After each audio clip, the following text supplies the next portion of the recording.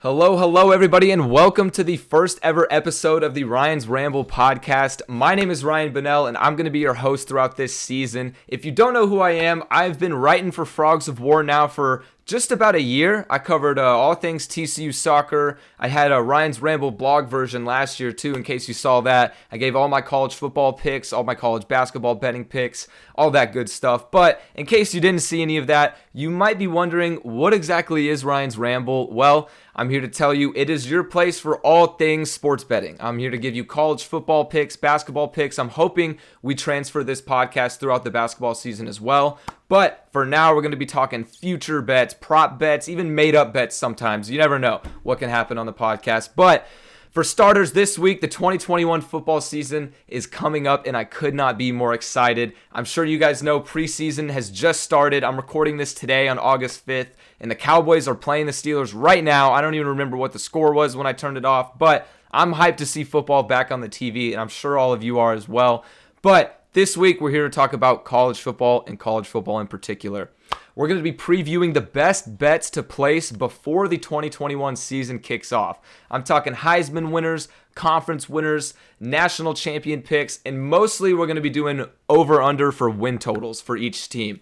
And before we get into anything, I do just want to say that this entire show, for legal reasons, is for entertainment purposes. Sports betting is not legal in Texas. I don't know what you do in your free time, okay? Maybe you have a bookie. Maybe you drive to Oklahoma, WinStar. It's pretty close. Place a few parlays. Could even go to Vegas. Hey, I'm not judging, okay? But for now, it is entertainment purposes only.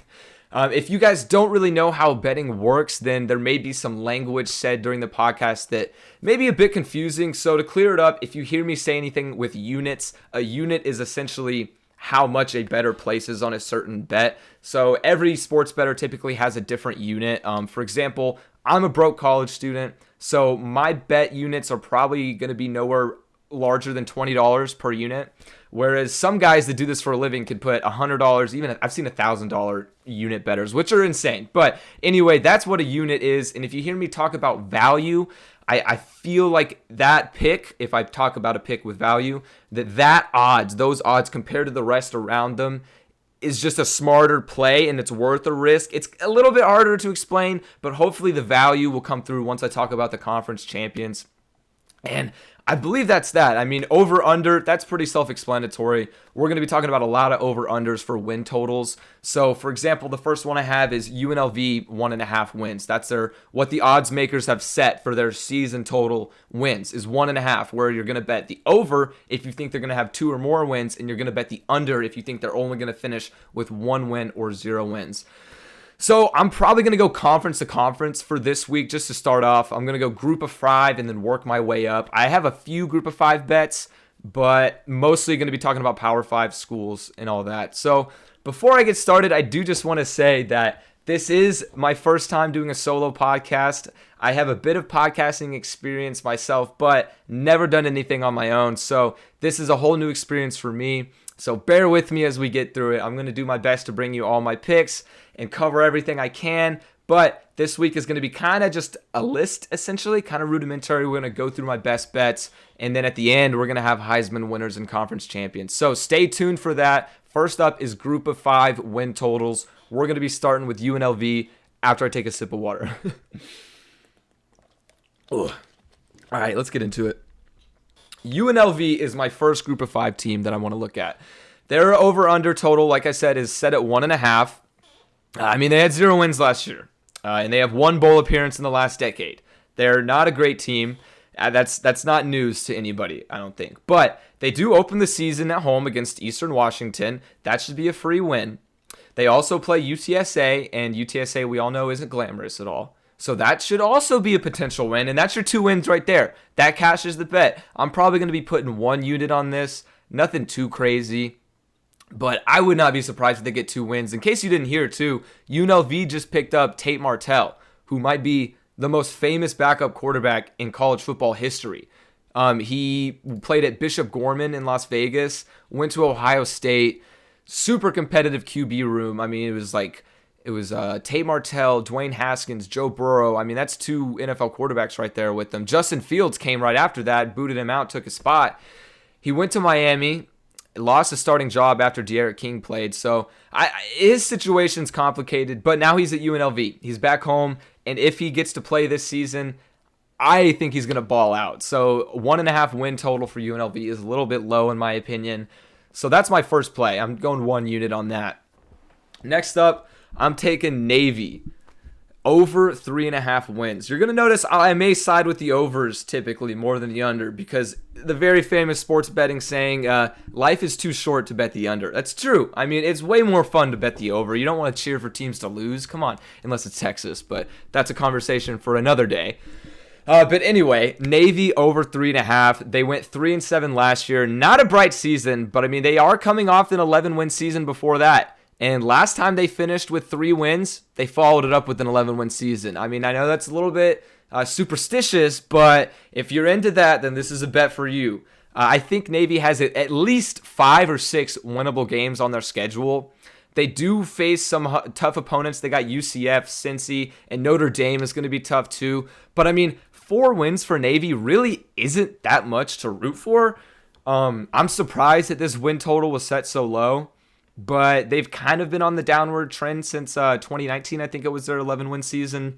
I don't know. We'll see. I think they can get it done. At least 4 wins. And then this one, that last one, Navy, I'm putting 1 unit on it. Just 1 unit, chill play. Now this next one is a hammer pick. Okay, I only have a few of these. Okay, but a hammer pick is a hammer pick, and I'm gonna go ham on it. Basically, it's pretty self-explanatory. Texas State under 4.5 wins. Texas State is god-awful. They're not a good football program. I mean, nothing against them, right? They're just not a good team. I mean, I can't really speak any more on that. They haven't had a 5-win season since 2014. That's a pretty long drought, and they don't really have any big recruits or anybody coming in that's going to help turn it around, I don't think. So they don't really play in a glamorous conference either, but all in all, I don't think they're going to turn it around this year. There's no really reason for them to. So I'm taking the under on that one, and with confidence, a lot of confidence. I'm probably putting 3 units on that one. Next up, for the group of 5, we got Memphis over 8 wins. Again, I'm taking another over, but for Memphis, they finished with 8 wins, 7 consecutive seasons, right? I think they finished 8-4 last season. I'm not 100% sure, but I think it was 8-4 last season. Actually, the season before that, last year was COVID. Brains all over the place, but they're a good program, right? They've established themselves as one of the best group of 5 programs in the country. They even were ranked a couple of years ago. I think that there should be at least a push, with these totals. The last ones we had, 1.5, 3.5, 4.5, but this is an even number, right at 8, right? So what that means basically is if they finish 8-4 right on the dot, your bet's going to push. And what a push means is that's a tie. So you don't win any money, you don't lose any money. So that's a little bit of cushion there, because some of these are just so painful if you're going to finish say we have the Navy over 3.5. If they finish 3-9, I'm going to be sad. Right? Oh, just a half of a game is really upsetting. So that gives a little bit of a cushion. And I think that should be at least a push. And if not, they will go 9-3. Next up, we got the Buffalo Bulls out of the MAC. Now, the MAC is a terrible conference, as we all know, but Buffalo has an absolutely dominant rushing attack, as we saw last season. I'm pretty sure they went 6-1 in their shortened season last year, but they were balling out. I think they had a game where it was over 400 rushing yards in a single game by one player, so that's insane. 8-win and 10-win season in the last 3 years as well, so I wouldn't be surprised if they ran over the MAC this year, quite literally. And that's a decent play. I'm going to put a unit on that one as well for Buffalo over 7.5 wins. Next up, a pretty famous group of 5 team, UCF. I'm going over 9.5 wins with not much confidence. Keyword or words, not much confidence. This is a very small play. I'm thinking half a unit strictly because of Gus Malzahn. I think Gus Malzahn could do great things now that he's at UCF. It was a great hire by the Knights. And also, Dylan Gabriel, their quarterback, is one of the most underrated quarterbacks in the country. He's not talked about enough. He puts up ridiculous numbers week in and week out. So if he can stay healthy, the bounce house is going to be bouncing this year, and UCF is going to put up some wins. Now, for my last group of 5 over-under for the season win totals, This one pains me to say it. It really does, but I don't even want to talk. I don't even want to do it. But SMU, I said it. There we said it. All right, SMU over 6.5 wins at plus 100 odds. I haven't mentioned it. The majority of these bets I'm saying are minus 110 odds, which is the typical sports book. You got to lay a little bit of juice to get the bet. But SMU is even odds, plus 100, so that's a little bit more value in my opinion. And their win total is set at over under 6.5. And ironically, I don't like talking good about SMU. I never do, okay? But ironically, I think that's set pretty low for them. I mean, this is a program, they've been on the rise. They had a 10-win season in 2019. They went 7-3 in their short season last year. I mean, it pains me to say it, but they are a program on the rise. They've been playing better football recently. And next year, they have either a 4-star recruit, Preston Stone, starting at quarterback, or Oklahoma transfer Tanner Mordecai. So, two not terrible options, realistically, after Shane Buechele left. So, we'll see. We'll see what SMU does. As I said, it pains me to pick them, but I think SMU is going to have a 7-5, 8-4 season. But of course, one of those losses is going to be TCU. I mean, I'm not delusional. Come on, guys. Come on. All right, that's all I got for the group of 5 win totals. I'm going to hammer that SMU one too. I'm actually going to put about 2.5 units on that one. But that's up to you how much faith you want to have in the Mustangs. I'm never going to say pony up, never going to cheer for them, but sometimes you got to put your brain over your heart when it comes to sports betting, and that's exactly what I'm doing here. I think SMU is a good team. Sad to say it, or not a good team. Let's not get ahead of ourselves, but better than the odds makers are giving them credit for right here. Now, moving on to some of our conference winners outside of the Power 5. I don't have many picks. I'm taking a Conference USA pick and a Sun Belt pick. For Conference USA, I'm going to take Marshall Thundering Herd at plus 275 odds to win the conference. Their only competition this year is going to be UAB. That's it. That's really it. I mean, if you look at the rest of the odds, UTSA and Western Kentucky are 3rd and 4th on the best chances to win the conference, but I don't see that happening. No way. UAB, again, they've ever since they had their scare where the football program disappeared, came back, they've been kind of a Cinderella story. It's been nice to see them succeed. They had some success last year, and I'm pretty sure they beat Miami in a bowl game a couple years ago, but don't quote me on that. I'm pretty sure though. And then also, I just don't think UAB is there yet. Marshall should get it done. Plus 275. That's good odds if you ask me. I would have had this closer to plus 150, but I'll take that all day. A small play, 1 unit on Marshall to win Conference USA.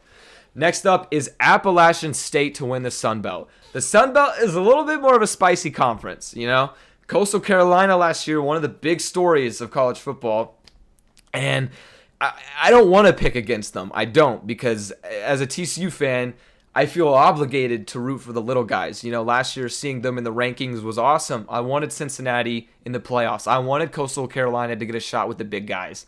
But I don't know if they can repeat that again, Coastal Carolina. I really don't. And if we're looking odds-wise, I think App State is a ton of value because Louisiana Lafayette, I think they're at plus 140 odds to win the conference, and the Coastal Carolina is around plus 250. So App State at plus 350 is great odds in my opinion. I wouldn't put the Mountaineers too far behind either team in terms of ranking. I don't think either team is really that much ahead of them. But other than these 3 teams, nobody has a shot of winning the Sun Belt. Nobody. So if you're going to place a bet, it needs to be one of these 3 teams, App State, Louisiana Lafayette, or Coastal Carolina. But in my opinion, I'm taking App State. No real logistical reason. I just got a feeling Coastal Carolina won't be able to repeat. Louisiana Lafayette's rush attack has been shaky at times. Their offense is inconsistent. I'm going App State. That's my pick.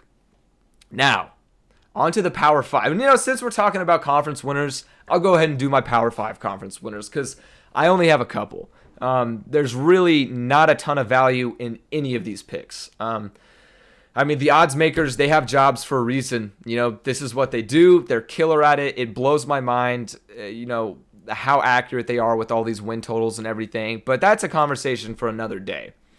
First up for my Power 5 conference, I don't care what the odds are. Alabama to win the SEC. they're heavily favored. Minus 160 odds, in fact, which if you don't know how odds work, that basically means you would have to bet $160 to win $100 in return because that extra little juice with the 60 on there. But I don't care. I really don't care. I'm laying the juice. I'm doing it. I'm putting multiple units on Alabama to win the SEC. They're going all the way. We'll talk about that at the end, but there's a ton of value in Alabama. I would put that in a parlay. Slap it in a parlay because it's a lock. They're going to win the SEC this year. I don't think Georgia has a chance. Florida lost Kyle Trask. They're not going to be up there as much. It's Alabama's year. As boring and mundane as that might be, it's Alabama's year again. But yeah, I don't care. Lay the juice. It's minus 160 odds. Just lay the juice. You could if you really want to get some better odds on it, you could parlay it with Ohio State. There's, again, no great value on Ohio State to win the Big Ten because it's probably going to happen. But is it worth betting at minus 200 odds? No.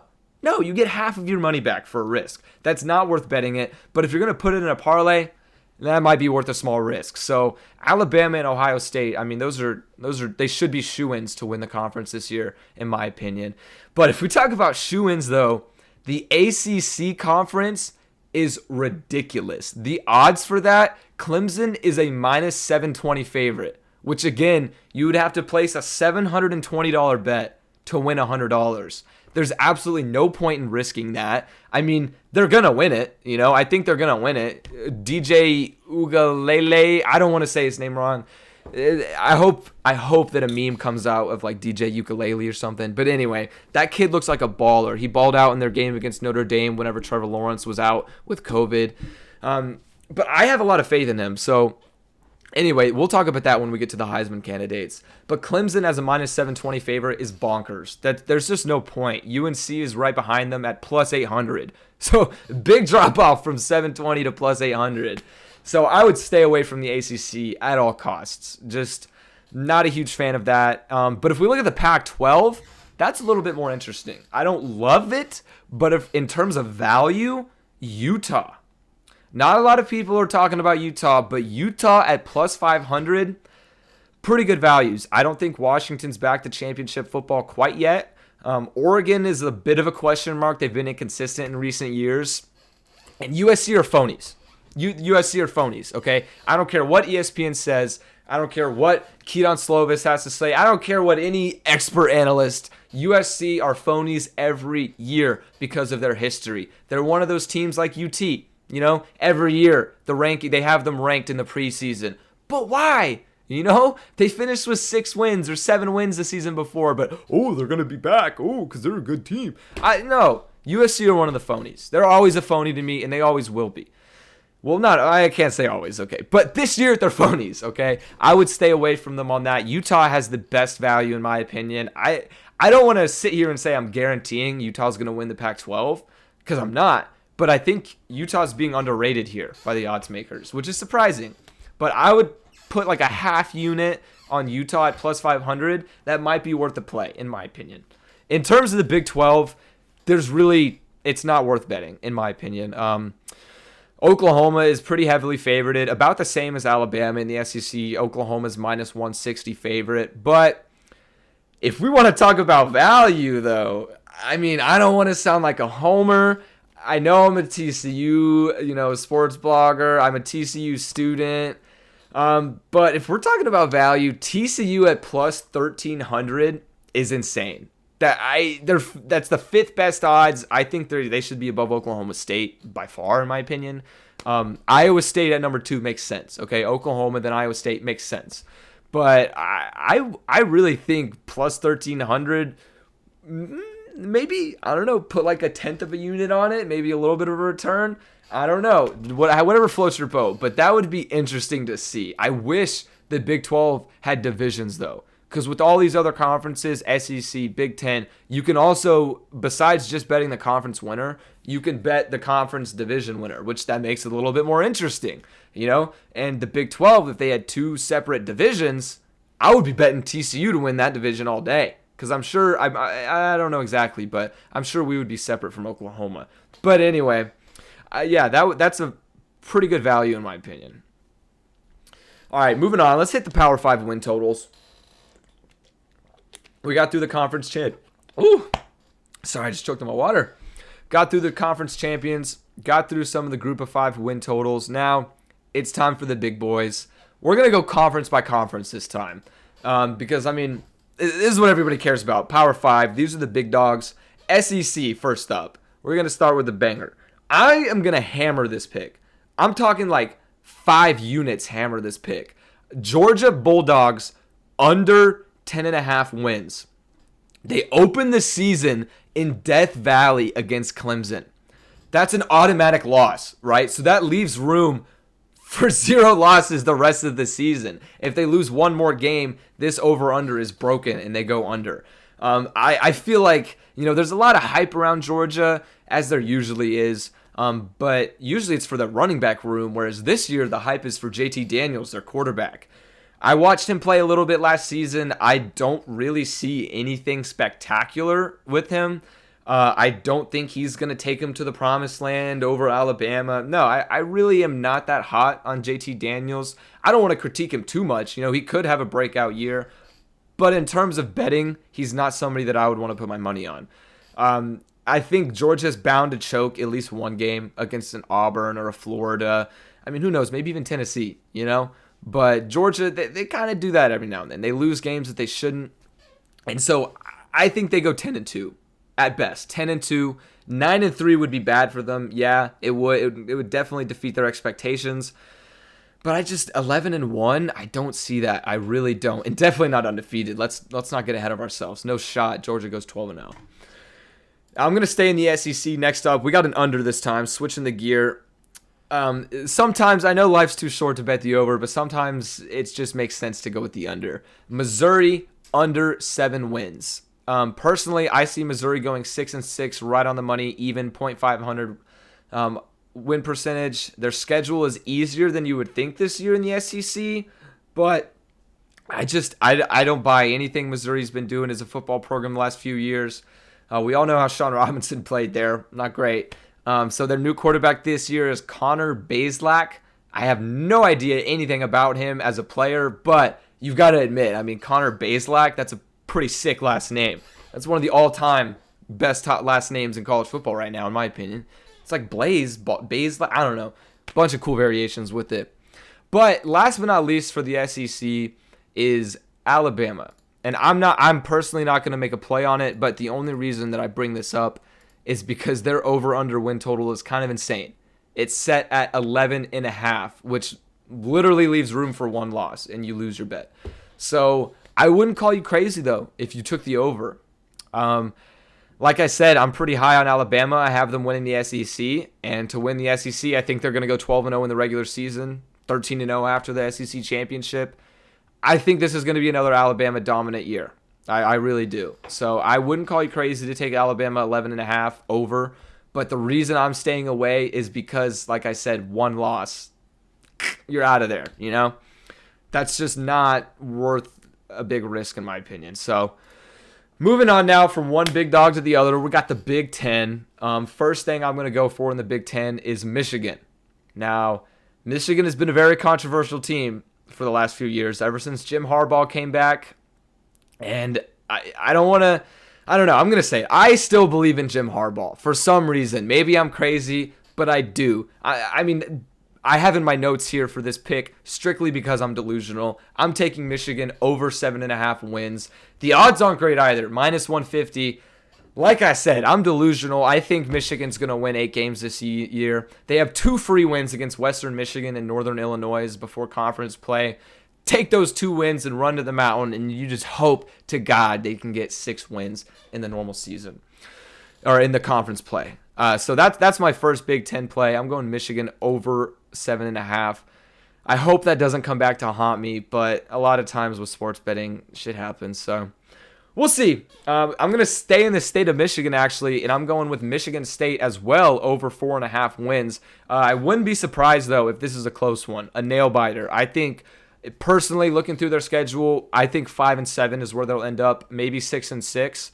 But they went 2-5 last season, and I'll give them the benefit of the doubt. Last year was a COVID year. They had a brand new head coach, so we'll see what their new coach can do, turn it around maybe. But Michigan State just isn't a football team that you think of going 4-8, you know? I mean, they made the playoffs a few years back. They've got to turn it around eventually. A 4.5, that's a pretty low over-under in my opinion. So I'm going to play that with 1 unit. Now, my next pick is a hammer pick. Another hammer pick. Big time, like, schmammer. If I say schmammer, that's I don't know. I made that word up in my degeneracy of sports betting. But it's smash, money, hammer. Schmammer, okay? So you're going to smash it with money and then hammer it. I mean, it's pretty self-explanatory. Rutgers is a schmammer pick, okay? We're going Rutgers under 4 wins, okay? I love this pick. I love it. Because 4, that's a cushion. Like I said, you know, those even numbers, if they end up right at 4 wins, that's a push. We don't win, we don't lose. I'll take a tie any day of the week besides letting the casinos win, all right? So Rutgers under 4, they're bad. Let's be honest. Rutgers is a bad football team. They haven't been a great football team probably in my lifetime ever. Haven't been a decent football team in a while.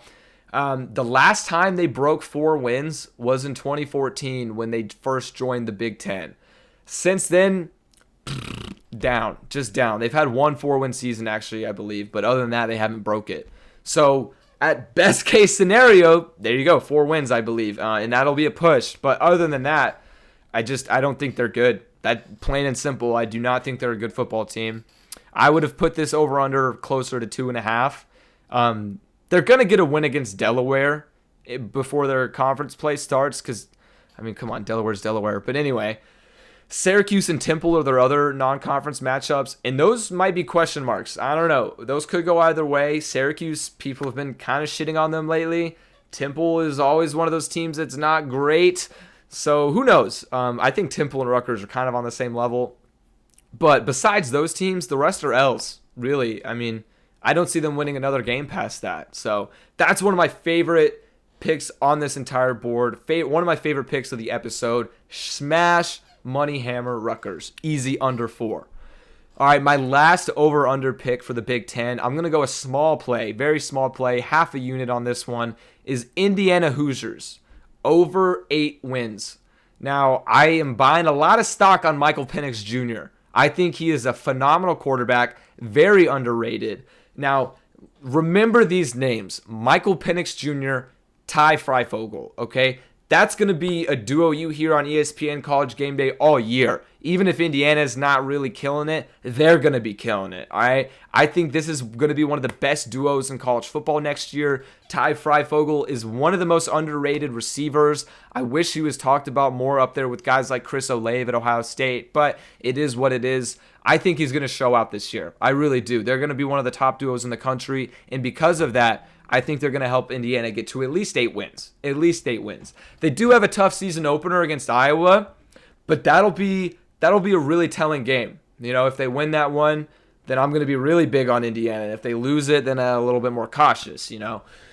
That'll really help determine if their program really is on the right path because they've gotten better in the last few years. They really have. It's weird. It's weird to say, like, betting on Indiana for football, right? Like, I just would never think about that. And what's even weirder is the past few years, Indiana basketball, I would never bet on Indiana basketball. Last season, they were okay, actually.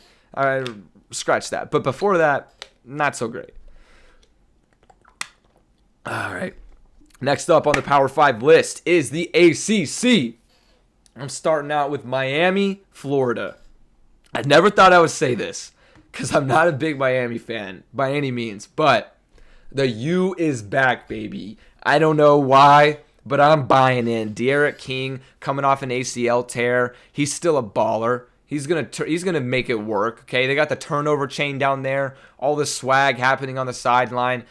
It's a culture. You know, a lot of the times you can have high recruits, you can have great coaches, but sometimes, like you saw with Coastal Carolina last year, it's about culture. They built a culture. It worked. Guys bought in, okay? And that's what I think Miami's doing right now. Guys are buying in, and that's what's going to help them win football games next year. I will say, though, opening the season against Alabama does not help this over-under. So with that said, I really see them going 10-2. 10 wins, 2 losses. They're going to be a good football team. They're going to be in the running for the ACC. Of course, they're not going to win it because Clemson's there, but I think they're going to be back. They're going to have a good season, 10-win season. That's great for Miami. And yeah, That's one of my, I'm going to put a unit on that one. A unit. But that Alabama game is scary, man. So scary. Now, this next pick for the ACC, I'm really excited about this one. It's a cushion pick. The odds are a little bit juicier. It's minus 140. You got to lay a little bit more down to get a bit more return. But I think it's worth it. So North Carolina, under 10 wins. Again, an even number. It gives you opportunity for a push, a little bit of cushion, as I like to say. But it's worth it. This is the juice. You lay the juice, okay? As I like to say, lay the juice. Last season was probably the best UNC team that I've seen in my lifetime, on paper at least. They had Sam Howell, who's returning. Again, he is returning. But Sam Howell, stud quarterback, just doesn't have as many weapons, I don't think. Javonte Williams went to the NFL. De'Ami Brown to the NFL. They're still going to make things happen on offense. But I don't know if 10 wins is really for them. Last season, what was it they finished? I think they finished with 8 wins. They've had one 10-win season since 2000. So if you're basing it off history, you should love this bet. Sure, Sam Howell is a great player, great quarterback. They've got a great coach, Mac Brown. But that ACC is going to be tough with Miami and Clemson. So we'll see. And I wouldn't even be surprised if they got upset by somebody like NC State, which is my next pick. NC State actually is another hammer pick. You know what? No, this isn't even a hammer pick. This is a schmammer pick. I can't even say it. Smash money hammer. It's a bit of a tongue twister. NC State. I'm going over 6 wins. This is minus 150 odds. A little bit heavier. Same thing with the UNC bet. But again, lay the juice. It's totally worth it. NC State exceeded all expectations last year. They're one of my favorite teams to bet for absolutely no reason. I don't know. Everybody has those favorite teams. NC State was one of them last year. They made a bowl game in 6 of the last 7 seasons. All right, so if history repeats itself again, NC State should make a bowl game, right? South Florida and Furman to start the season, those should be free wins before conference play even begins. NC State at 6 wins in the ACC, they can beat guys like Wake Forest, I really wouldn't even be that shocked if they upset UNC, like I said, but we'll see. That's for further down the line, but 6 wins for NC State, it's a lock. That's a lock. I'm putting like 4 units on that one. Minus 150 odds. Again, lay the juice, but that 6, that's beautiful. Chef's kiss, gives you that cushion, a little bit of room to work with. So I'm taking NC State all the way, and that's going to round up my ACC picks. Now, for TCU fans, you might have been waiting to hear about the Big 12, and here we go. Big 12. I'm not going to do TCU quite yet. First up is Kansas. I'm just making myself laugh even betting on Kansas in general, but I'm going to do it, okay? I'm going to do it anyway. Kansas Jayhawks, over 1 win. That's it. That's all you need. 1 win for the season, and that bet pushes 2 wins for the season, and you're a winner, okay? I know Kansas is bad. We roast them a lot. They're pretty bad. They've only had 2 winless seasons in the last 2 decades. But I'm no mathematician, but 2 winless seasons in 20 years, that gives a 90% chance that they win at least 1 game. Am I wrong? I don't know. I'm taking the risk on it. All they need to do is beat South Dakota. That is all they need to do in their season opener. And then maybe if you get lucky, they're going to upset Duke. So the entire reason I'm picking this is because that game against South Dakota should be a lock. They should win it. I really hope I don't eat my words on this. Please, Kansas, just for the sake of your football team, win 1 game, okay? And then you get an upset against Duke. Maybe they beat, Texas again. We'll get into that. You never know. They could upset somebody in the Big 12. It's very unlikely, but that 1 win against South Dakota will at least give you a push, and that's why I'm making a small 1-unit play on this. Next up, I'm excited to tell you about this one. I really am. Texas Longhorns, under 8 wins. Horns down, baby. We're going under 8 wins. You already know why. I don't even need to explain it. The Big 12 is out to get them. The Longhorns are the evil bad guys of the Big 12 right now. I don't care how much they deserve it or if Oklahoma deserves any blame as well. I don't care. Texas makes the most money in the country. They want to go make even more money in the SEC. Screw them. Don't care. I hope they win 0 games next year. All right? Everybody hopes they win 0 games except for Texas fans. Maybe I'm getting a little bit heated up, but the Big 12 will be out to get the Longhorns this year. I feel absolutely, I don't even know. I can't. I'm getting heated just thinking about it. The Longhorns have only had more than 8 wins twice since their 2010 national championship run. They just lost Sam Ehlinger. They have a new quarterback coming in. I'm not buying it. I'm not buying it. Don't know. I think it was, I forgot his name. But it's a junior. Right now it's between this junior who's been there or a redshirt freshman that's coming in. But either way, I'm not buying in, and I never will. Texas will never be back. I don't care how many post-game impromptu speeches they give after some bowl games. It's whatever. Texas fans can think all they want. 8 wins is actually lower than I thought the odds makers would have put this at, but it's still not low enough. Texas is not going to get to 8. Take the under all the way, horns down, under, double unit. Don't care how much you put on it. This is happening. Everybody is going to be out to get Texas, all right? Now, that brings me to my next favorite pick, and I'm going to hammer this one. You can call me biased. You can call me a homer all you want, but I'm going with TCU over 7.5 wins.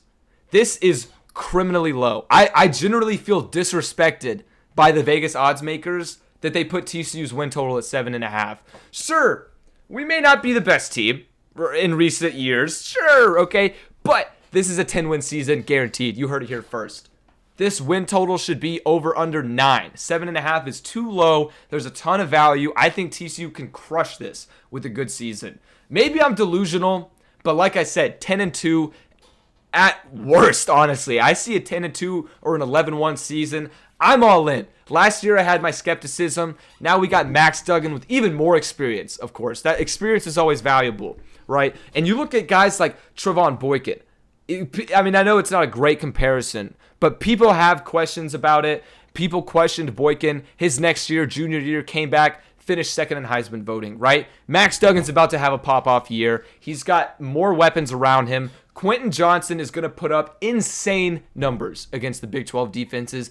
Insane. Zach Evans is probably going to be taking a workload job. He's going to get a lot more carries out of the backfield, which is beautiful. Music to my ears, right? Zach Evans is a beast. And now on defense, Noah Daniels should be back healthy, he's a top prospect for the draft even. Hodges Tomlinson has been number 1 rated by Pro Football Focus. And O'Shawn Mathis at linebacker.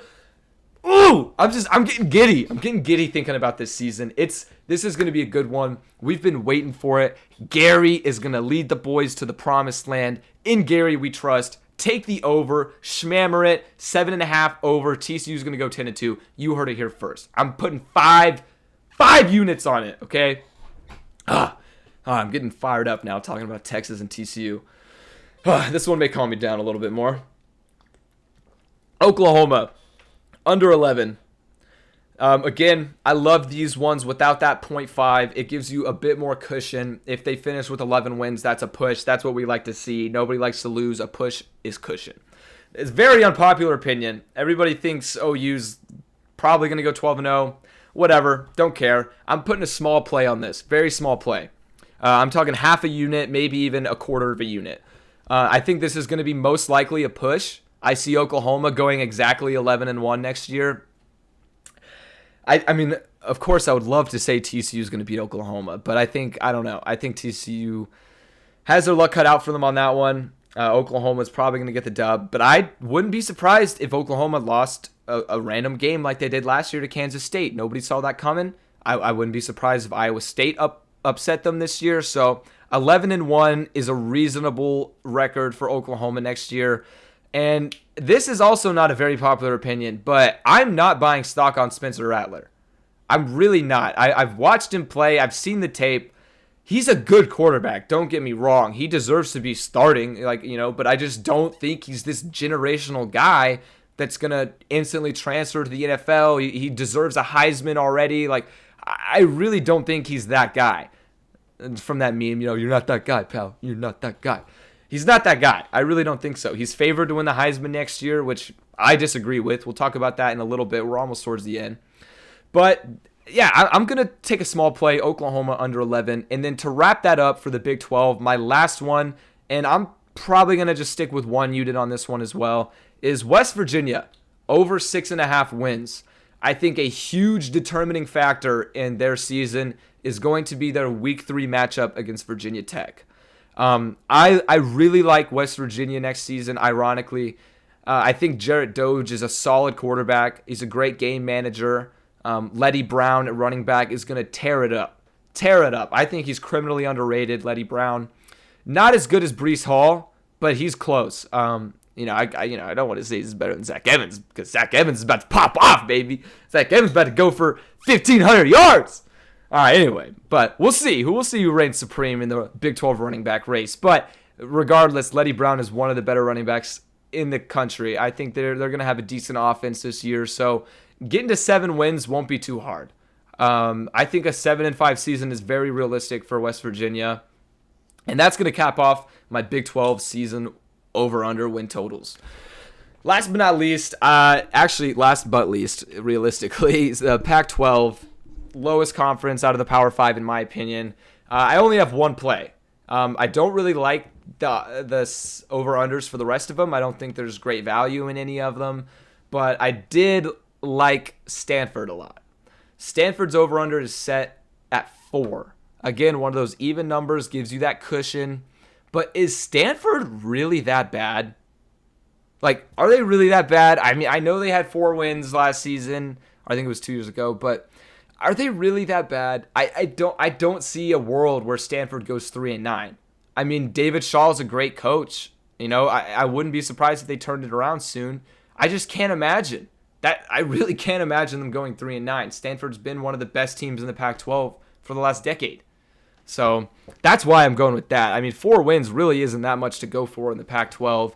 I will say, though, their non-conference schedule is a bit tough. They play Notre Dame. That's going to suck. That's probably an L right there. But then they do play K-State, which I think, I don't know. That could be a 50-50 depending on if Stanford plays up to their true skill level. We'll see, though. That's my only pick for the Pac-12. Stanford over 4, putting 1 unit on it. All right. The moment we've all been waiting for, the Heisman Trophy winners. Now, I think these odds are ridiculous. It's kind of crazy to see Bryce Young as a kid who's never started a down in football as the number 3 favorite to win the Heisman. I know he signed those crazy 7-figure name, image, likeness deals. Everybody seems to have high expectations. I do too. I think he's going to be a stud, right? But to win the Heisman your freshman year, it's a bit of a stretch. And also the fact that Spencer Rattler is favorited. I mean, I guess really who else is gonna be favorited this year? I don't think there's as clear cut of a pick this year compared to last year.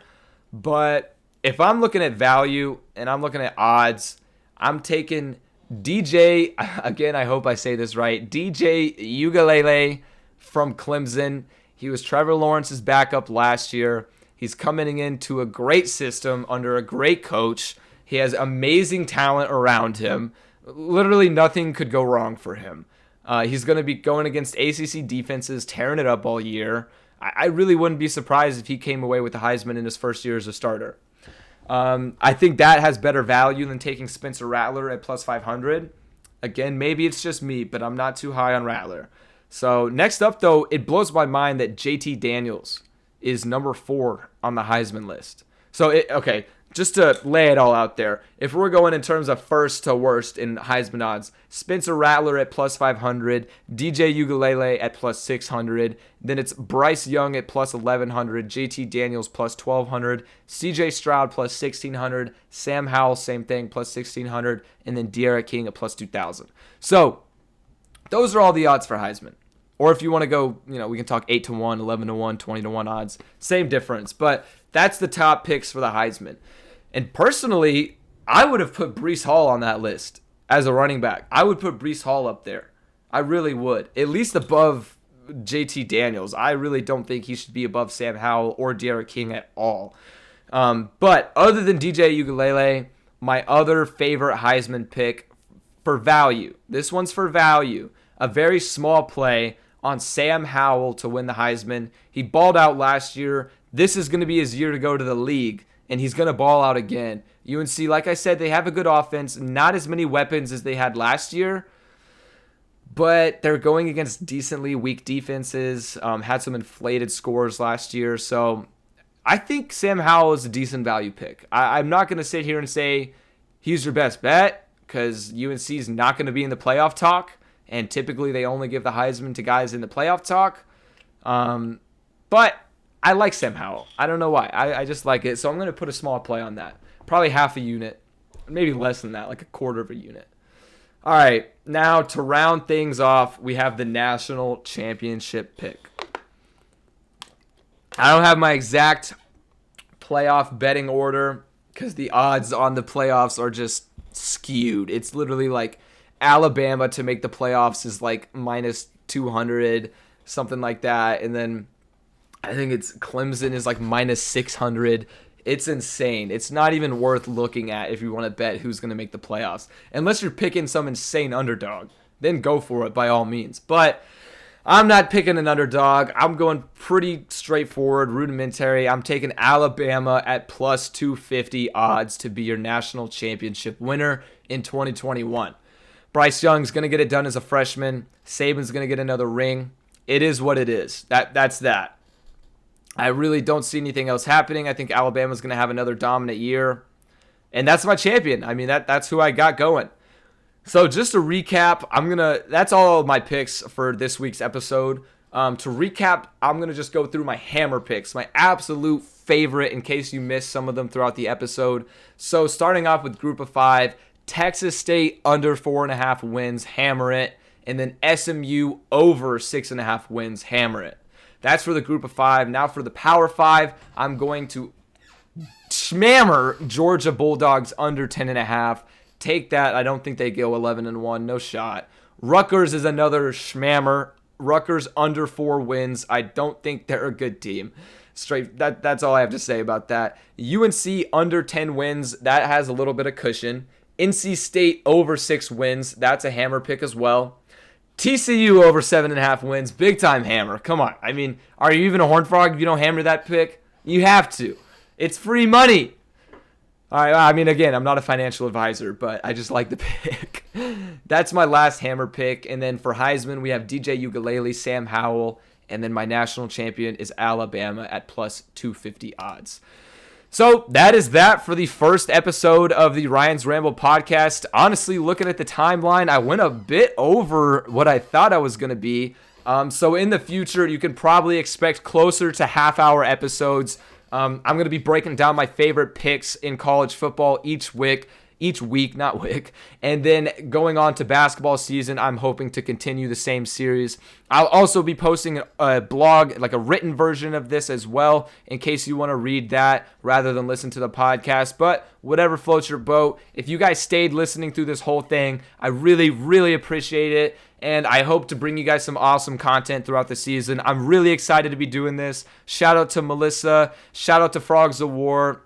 Shout out everybody for this opportunity. This is awesome. I'm really looking forward to this season, and hopefully we can pick some winners. I got some winners on my mind. You already know we're going to lay the juice, lay some hammers. It's going to be a fun year. All right, thank you guys for watching, and I'll be back shortly next week with another episode of Ryan's Ramble.